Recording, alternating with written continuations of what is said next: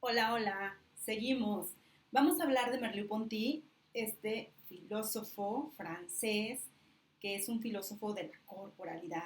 Vamos a darnos cuenta que este método que él propone, la fenomenología de la percepción, es un método basado en el reconocimiento de la existencia corpórea. Y voy a ir acotando cómo es que Merleau-Ponty llega a la fenomenología. Pues él era discípulo de Husserl y Husserl también es un filósofo que habla acerca de los conceptos fenomenológicos. De hecho, él es el que empieza a hablar acerca de la fenomenología de la existencia corporal, pero no lo concluye. Quien retoma sus ideas es Merleau-Ponty y es uno de mis filósofos favoritos porque le da la importancia y el reconocimiento al cuerpo y a la experiencia corporal en esto que ya veníamos diciendo, que es el ser en el mundo desde que yo habito en un cuerpo, pero no solo desde esta parte material, sino con todo lo que implica pensamientos, sentires, sensaciones, recuerdos, experiencias, es decir, en la totalidad, en la unicidad y en la complejidad de la experiencia humana. Entonces, Merleau-Ponty nos habla acerca de tres ejes centrales. Su filosofía se va a basar en tres ejes centrales. Uno va a ser la percepción, el segundo la corporalidad y el último la idea de mundo. Obviamente la filosofía de Merleau-Ponty es súper amplia, es hermosísima, es rica, pero yo me estoy centrando en estos tres aspectos que es con lo que vamos a trabajar en los días subsecuentes y entonces voy a poner en especial foco en estos tres elementos. Entonces, la teoría de Merleau-Ponty engloba una teoría del cuerpo. Vamos a revisar cómo es que esta teoría del cuerpo, la fenomenología de la percepción, y dicho en palabras de Merleau-Ponty, el propio cuerpo está en el mundo, como el corazón en el organismo. Mantiene continuamente en vida el espectáculo visible, lo anima y lo alimenta interiormente. Forma con él un sistema.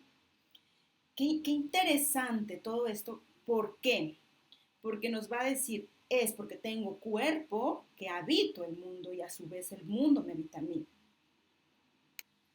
Entonces, es el cuerpo el centro de las referencias en la medida en que aparece simultáneamente con el mundo, pues la única manera de entrar en contacto con el mundo es pertenecer al mundo, ¿sí? ¿Y qué es lo que me hace pertenecer al mundo? Pues el cuerpo, pero no en un sentido corto, sino en un sentido muy amplio. Somos parte de este mundo, ¿sí? Y voy a permitirme leer otra frase. Dice, aceptar el saber reflexivo del cuerpo, partir de entender que el cuerpo tiene la capacidad de generar pensamiento y que éste no está solamente ligado a la matriz motora de la razón. Partir del entendimiento de que el cuerpo está más allá de los límites de su virtuosidad o efectividad. Somos parte del objeto y nos confundimos con este cuerpo que sabe del mundo más que nosotros. Fíjense qué interesante. Ya nuestro cuerpo sabe, ya en sí llegamos con información, porque aunque no lo tengamos en palabras, no lo podemos expresar porque no tenemos lenguaje cuando somos bebés o cuando estamos en el vientre de mamá, pero ya tenemos una conciencia, ¿sí? Podemos sentir el calor, podemos sentir las palpitaciones del corazón de mamá, podemos estar en ese cuerpo vivido de lo que hablábamos en la sesión, en el tema anterior. ¿Qué es la fenomenología entonces? Husserl fue maestro de Merleau y Husserl lo explica así. Fenomenología designa una ciencia, un nexo de disciplinas científicas, pero a un tiempo y ante todo, fenomenología designa un método y una actitud intelectual, la actitud intelectual específicamente filosófica, el método específicamente filosófico. Es decir, es el asombrarse ante las cosas mismas, ¿sí? La fenomenología, se va a pretender estudiar y definir con exactitud la esencia de las cosas, el ser de las cosas, situar la esencia de las cosas. Las cosas, por así decirlo, como que nos pesan y nos son dentro de nuestra propia coexistencia con el mundo y con los otros. Pero para Merleau-Ponty, la fenomenología es esa ciencia o esa filosofía de la luz y de la visión. Es la conciencia perceptiva de que tenemos la posibilidad de hacer mundo. El mundo es opaco, pero mis experiencias intersubjetivas lo conforman y entonces el mundo se vuelve transparente.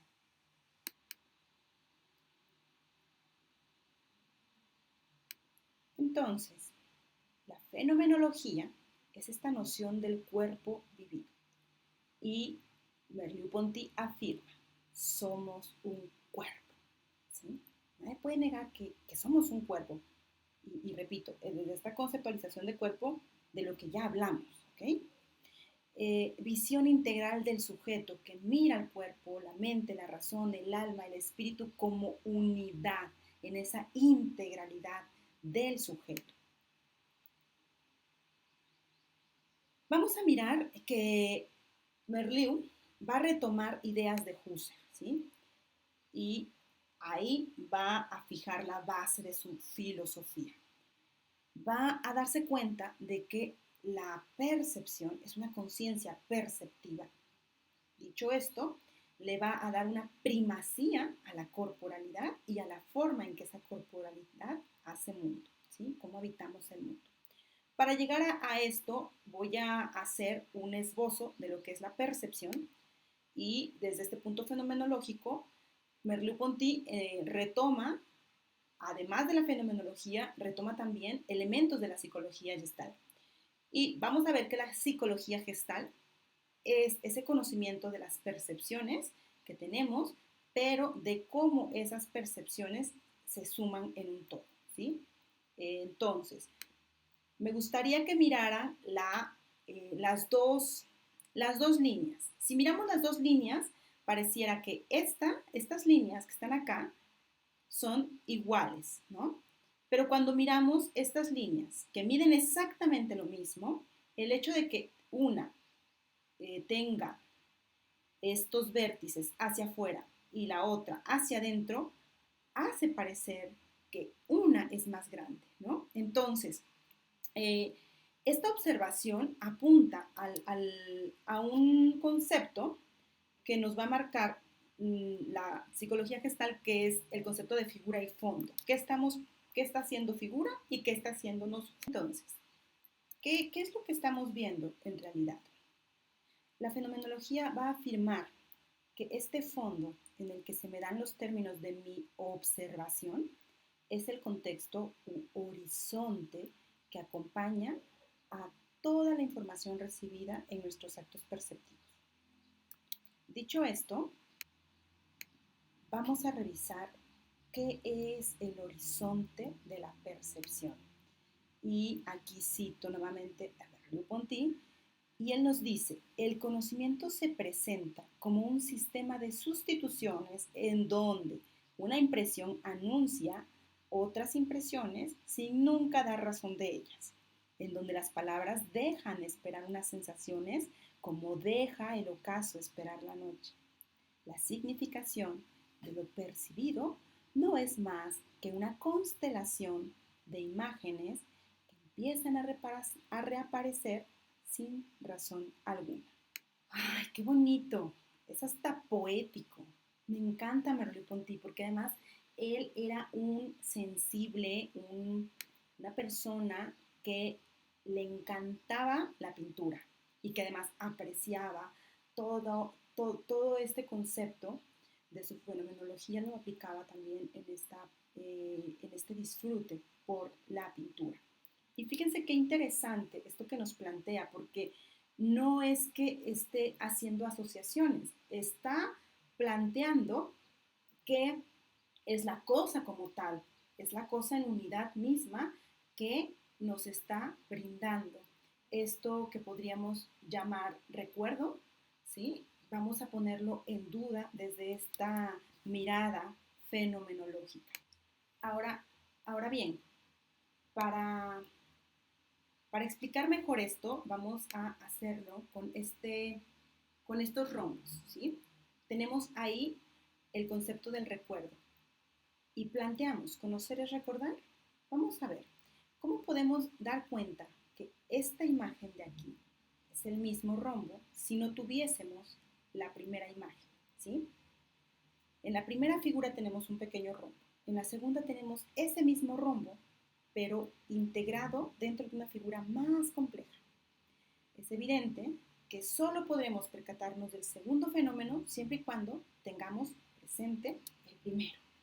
Entonces, aquí enuncia Merleau-Ponty, percibir solamente percibir no es solamente completar la información que nos llega puramente a través de nuestros sentidos, gracias a los recuerdos, es también prestar atención a aquello que emerge ante nuestros ojos.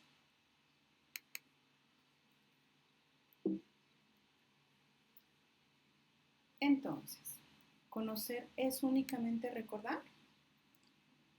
Percibir eso no solo es recordar, sino también es innovar, nos dice, aunque los recuerdos sirvan a enriquecer el horizonte de nuestra percepción. Y aquí nuevamente una cita de Merleau-Ponty, donde nos dice, el horizonte es, pues, lo que asegura la identidad del objeto en el curso de la exploración. Es el correlato del poder próximo que guarda mi mirada sobre los objetos que acaba de recorrer y que ya tiene sobre los nuevos detalles que va a descubrir. Si se dan cuenta, es un estar estándose, ¿sí? Estoy y recorro, por ejemplo, este objeto, pero al mismo tiempo que lo estoy recorriendo, ya estoy evocando y al mismo tiempo puedo estar innovando. Vamos ahora al segundo elemento de, de este método, de esta teoría de la fenomenología. Y vamos a hablar de la corporalidad, ¿sí? Y aquí es importante entender en sentido y en clave de cuerpo qué es nuestro cuerpo, cómo nos relacionamos con él, qué puente tejemos entre nosotros mismos y nuestro mundo. Y aquí vamos entonces, ¿no? A mirar que nuestras acciones están comprometidas directamente con nuestra corporalidad, ¿sí? Es importante entender que es nuestro cuerpo aquello que asegura que existan para nosotros objetos. Mi cuerpo no es un objeto cualquiera del mundo, es un medio de comunicación entre nosotros y el mundo. Es gracias a que estamos instalados en un cuerpo y dado este fenómeno podemos decir que percibimos objetos. Entonces, nuestro cuerpo es el horizonte de nuestra percepción, ¿sí? Y cito textualmente, el centinela que asiste silenciosamente a mis palabras y mis actos. Entonces, es en el cuerpo donde la experiencia humana se da, ¿no? La corporalidad está en el mundo como el corazón lo está en el organismo. Fíjense qué frase tan hermosa. Si yo no tuviese corazón, pues no existiría la vida, ¿no? Mi corazón late y a partir de, de que mi corazón late, mi organismo vive. Así de importante es el concepto de corporalidad para Merleau-Ponty. Entonces, él afirma y sostiene, yo soy mi cuerpo, para finalmente poder asumir la propiedad y autonomía del cuerpo, ¿sí? Fíjense que esto es súper importante entender, porque entendemos entonces en este ejercicio que es la conciencia del cuerpo la que me lleva a ese movimiento autónomo. Cuando miramos, por ejemplo, en las artes escénicas, Aquí nombro otra vez a Dinah Ashby, la coreografía Te daré una buena noticia cada vez que respires. Y es muy importante entender cómo esta suma de experiencias, de historia corporal, de sentidos, de recuerdos, de sensaciones, de todo lo que es esa persona, es lo que hace que esa pieza tome y cobre central importancia porque, insisto, ¿no? Es el ser. Y creo que bailarines, y no solamente bailarines, sino actores, músicos y todos los que nos dedicamos al campo de las artes, tenemos que tener muy consciente nuestro ser en el mundo y en cómo habito ese mundo. Bueno, vamos a irnos a la experiencia de nuestro cuerpo, ¿sí? Y vamos a ver que esta experiencia tiene una relación doble. Por un lado está el cuerpo objeto y por otro lado el cuerpo sujeto, ¿sí? Entonces, vamos a mirar ahí que el cuerpo ya me da una percepción y al mismo tiempo me da una conexión, hace un puente. Entonces, el cuerpo y mundo son experiencias en mutua correlación. El cuerpo habrá de proyectarse hacia el mundo y el mundo habrá de introyectarse en el cuerpo en un continuo intercambio. Entonces, existe una profunda comunicación entre la propia imagen corporal y la de los demás. En la construcción de mi imagen corporal hay siempre un continuo tanteo para descubrir qué puede incorporarse al cuerpo. Pero un cuerpo, nunca olvidemos, un cuerpo siempre será el cuerpo de una personalidad. Y toda personalidad tiene sentimientos, emociones, tendencias, motivos y pensamientos. De ahí que es posible afirmar que la historia personal está inscrita en el cuerpo de cada quien. La espacialidad y motricidad de nuestro cuerpo. Vamos a ver que fenoménicamente el cuerpo se presenta como un todo o como este esquema que envuelve todos mis miembros, ¿sí? Es decir, partimos de esa premisa, de la premisa de la psicología gestal, donde el todo es más que la suma de las partes. Entonces, este concepto es un concepto dinámico y plantea otro concepto que es el cuerpo fenomenal. Y no estoy hablando de un cuerpo 90, 60, 90, ¿no? Como esas imposiciones culturales de las que ya hablamos, sino estoy hablando de un cuerpo fenoménico. Es entonces este espacio corpóreo lo que nos va a permitir abrir el mundo, dotarlo de sentido, llenarlo, ampliarlo, expandirlo. Entonces, aquí nos plantea también la negatividad, el no ser, que en realidad se refiere a la posición. Es aquello que me permite identificar la positividad en este sentido de ser en el mundo. Y es nuestro cuerpo quien dota de significación a las cosas que nos rodean, en base a una intencionalidad encarnada. El significado de lo que nos rodea está impregnado por nuestra propia corporalidad. Estamos en el mundo ante todo debido a que ocupamos una posición corporal dentro de él. Esto es porque mi cuerpo ve y al mismo tiempo es visible. El problema de la otredad. Vamos aquí a meternos un poquito en complicaciones. Entendemos que Husserl empieza a hablar de esta problemática, de que todo esto se empieza a complejizar cuando existe una otredad. Ya decíamos en el tema 1.1 que no podemos ser sin el otro, ¿sí? Nos hacemos personas en la medida en que estamos en una relación directa con otros seres, con otras personas. Así, de esta manera, pues Husserl rechaza el solipsismo, que es esta filosofía o doctrina ontológica en la que se recae en la exageración del idealismo subjetivo, según la cual el sujeto pensante no puede afirmar ninguna existencia salvo la suya propia. ¿Sí? Y entonces aquí nos pasamos a esta problemática en donde nos dice Merleau-Ponty que el hombre está arrojado en la naturaleza, pero además también lo está en un mundo cultural o social que le envuelve, ¿sí? Retomo aquí mi ejemplo de ese globo que contiene, pero al mismo tiempo es contenedor. Ambas dimensiones tienen un encuentro sorprendente entre nuestra corporalidad, porque el cuerpo es un espacio natural y simbólico. Y aquí voy a hacer una pausa, porque esta palabra de simbólico es súper importante. No es lo mismo que yo nombre la lluvia, porque va a tener significados distintos con relación a mi experiencia que a cualquier otra persona que esté en este contexto, en esta época, en este tiempo, aquí y ahora, y vemos llover. Para mí la lluvia va a cobrar un significado otro en función de mi historia. Bueno, entonces nos vamos a dar cuenta que el otro se me da como no podía ser de otro modo, a través de su cuerpo, ¿sí?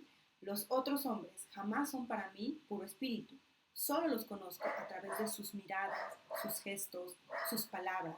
En resumen, a través de su cuerpo. Y déjenme callar a la perrita. Una disculpa por los ladridos, pero creo que mi perrita también quiere participar y habitar esta presentación. Entonces, vamos a dejarla. El mundo compartido de la percepción. Aquí es importante retomar este concepto del que habló Husserl, el mundo de vida. Este mundo de vida está enmarcado por la experiencia, ¿sí? Y lo voy a leer tal como lo plantean. Nuestro mundo no debe ser entendido como algo que existe al margen de nosotros. Vivimos en él y esto implica vivir en la certeza del mundo, lo que significa a su vez vivencializar esa certeza del ser en el mundo. Entonces, fíjense, el mundo de vida da como resultado la separación, ¿sí? Como si se tratara de una decantación entre sujeto y objeto. Pero aquí, ojo, bueno, una disculpa. Continuamos con el ser en el mundo. Y bueno, la filosofía de Merleau-Ponty quiere percatarse de que nuestra relación con el espacio no es la de un puro sujeto descarnado y un objeto lejano, sino la de un habitante encarnado del espacio con su medio familiar. Y aquí pongo una pintura, es un autorretrato de Cézanne. No, una disculpa, no es el autorretrato de Cézanne. El autorretrato de Cézanne es el que viene más abajo. Este es el autorretrato de Lucian Freud, que fue nieto de Sigmund Freud. Y en esta pintura podemos darnos cuenta de la expresión del rostro, cómo el rostro en sí mismo nos está comunicando, nos está manifestando este ser, de este ser en el mundo de Lucian. Y cómo desde el habitar esta pintura nos muestra su mundo personal. Y ahora sí, nos vamos a la pintura del autorretrato de Cézanne, ¿sí? Como ya les decía, Merleau-Ponty era una persona, un filósofo que le gustaba mucho la pintura. Y en este cuadro, ¿sí? Podemos darnos cuenta y podemos contemplar cómo Cézanne se muestra desde un punto de vista lateral, mirando de reojo, con colores un poco opacos. Y en palabras de Merleau-Ponty, la pintura no es una mera representación del mundo, sino un mundo en sí misma. Un cuadro es como un pequeño mundo que podemos contemplar en tan solo un instante. Su objetivo jamás es evocar el propio objeto, sino fabricar sobre la tela un espectáculo que se baste a sí mismo. Vamos ahora al siguiente concepto que también es clave dentro de la fenomenología y es el concepto de sujeto y temporalidad. Vamos a darnos cuenta que el estudio del tiempo desde la fenomenología no es un tiempo lineal, ¿sí? Vamos a mirar cómo es, cómo en este dibujo nos presenta esa mirada lineal, ¿no? De presente, pasado y futuro. Pero tiene intersecciones que nos dan cuenta de un pasado y de un futuro. De esta manera, pasado y futuro están dándose porque existe un sujeto. En esencia, la línea superior representa el transcurrir del tiempo, pero este ahora es relativo a la posición existencial del sujeto. Las líneas perpendiculares verticales representan cortaduras en el tiempo, por ejemplo, los recuerdos, pero en esta ocasión arrastran la idea de vivencia fáctica, acontecimientos sucedidos en el pasado o que están por venir. Es importante entender que siempre que hablamos de un acontecimiento pasado, contamos inconscientemente con un sujeto observador de ese pasado. Es decir, si yo digo, ayer fui a un lugar en donde pude mirar la fotografía de una persona y entonces recordé, estoy hablando de un lugar en donde yo me fundo conmigo y mis recuerdos, pero en sí el mundo de las cosas, en ese mundo hay un eterno presente. Para ese mundo en sí no hay ni pasado ni presente. El tiempo nace en base a la relación que nosotros efectuamos con las cosas, ¿sí?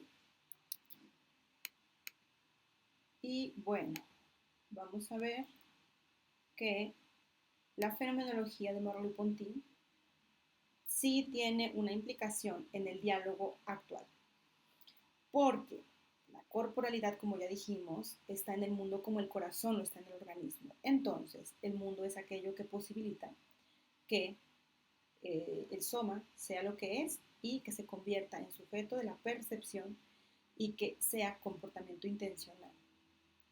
Bueno, voy a centrar la mirada en las corporalidades, sobre todo en las corporalidades actuales a raíz del confinamiento, dado que el estar en encierro nos marca un ser en el mundo distinto, como que pareciera que hay una línea antes de la pandemia y después de la pandemia. Entonces, eso configura corporalidades y modos de estar en el mundo distintos que nos van a, que nos van a afectar, que van a llegar a ese campo del ser en relación con el otro. Y bueno, hasta aquí voy a dejar la presentación de Merleau-Ponty. La pueden revisar con mayor detenimiento en la página, en la plataforma, perdón. Y bueno, muchísimas gracias por estar, por escuchar. Les sigo viendo en la sesión de Zoom más tarde.